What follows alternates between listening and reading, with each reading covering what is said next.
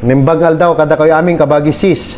I would like to have this opportunity to make a content regarding sa post ng ating kabagis na galing IFSI na si Bagis Julius ng San Manuel, Pangasinan Chapter. Shoutout sa iyo, Bagis. So, before tayo magsimula, kabagis, I would like to translate this into Tagalog para naman makataros or makaintindi yung mga ibang fraternity men and women sa ating gustong ipahiwatig sa mensahe na to, and most especially sa Samang Ilocano. Nakatch yung attention ko dito sa post ng ating kabagis na si Julius dito sa isang group na all CIAC chapters. Isa niya ay unang-una patungkol sa logo ng aming Kayang Hilltop chapter dito sa Baguio City. Pangalawa, yung mensahe niya. Malamang sa inyo mga kabagis, nakita nyo na yung post ng ating bagis na si Julius. Ay ito, nakikita nyo dito yung picture and then the post itself. Well, I have my opinion sa post na ito. At let me read aloud sa inyo mga hindi pa nakakabasa sa mensahe ni Bagis Julius patungkol sa Samang Ilocano at sa logo. Ito na yung kanyang post. Short but sweet. Pagod ako sa trabaho. Inisip ko kung paano ko pagkakasyahin yung sahod. Sumabay pa ang malakas na ulan. Basang-basa ako sa mga oras na to. Sumasabay pa sa ulan ang mabigat kong dinadala. Sabi ko sa sarili ko, hanggang kailan ko to mararanasan? Hanggang kailan ako magpapaalipin sa kahirapan? Tumingala ako sa bandang itaas. Nakita ko ang sagisag ng aking dugo. Pinaalala sa akin ng logo na to ang tunay kong pagkatao. Bigla akong nabuhayan. Napangiti na lang ako habang lumuluha. Sabi ko sa sarili ko, kailanman hindi sumusuko ang mabangis na ahas. Kailanman hindi tayo umaatras sa kahit anong pagsubok. Salamat, Kayang Hilltop Chapter Baguio Benguet. Sa simpleng pagtanaw, naalala ko kung sino ako. We live and die as an SI. Araw-araw sipag lang mga kabagis.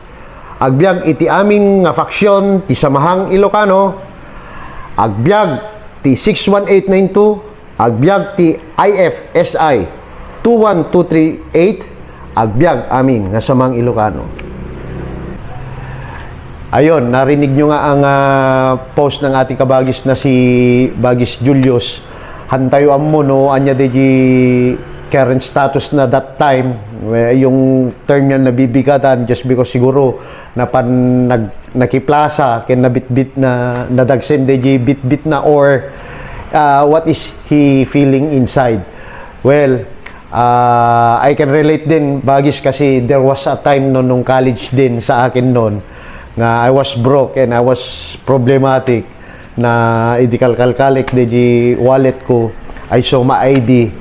And there, it remind me, ang snake is hindi basta-basta magpapatinag. Can survive even in the wilderness, sabi nga sa ating old school bylaws. And the arrow na representing na whatever happens to our lives, adat tatay lataw, andyan pa rin tayo, stooding up with that arrow. Yun yung symbol na napakaganda mga kabagis. And take note pa, bilang parang kay Bagis Julius na isang ordinaryong membro ng Samang Ilocano, gaya ko din na ordinaryo na membro ng Samahang Ilocano, ay the lesson is that kailangan natin magpakumbaba. Lalo-lalo na sa sitwasyon natin ngayon na napakaraming faksyon, di po ba mga kabagisis? What much more sa inyong mga nakaupo dyan o ayaw bitawan ang kanilang mga pwesto, di ba? Take it from the ordinary na kabagis, mga kabagis, just like the post and just what I'm telling right now. Ayaw nyo magpakumbaba. Iniisip nyo pa ang inyong sarili, ang inyong kapangyarihan na para kayo ay respetuhin.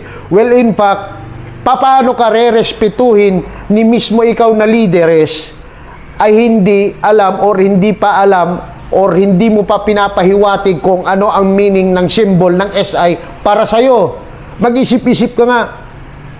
Kaya sa ating mga kabagis, mapamiyembro man o maging leader ka man, kailangan natin magpakumbaba. Dahil gaya nga ng nangyari din kay Kabagis na Julius or sa akin, mga panahon na tayo'y naghihirap, lagi tayong titingala dapat. At huwag nating kakalimutan mga kabagis, when we took out, meron yung sa huling parte nakatagang, "So help me God." From all those moments in our trials of life, being an SI, being a fraternity man or woman, huwag nating kakalimutan na meron ang Diyos.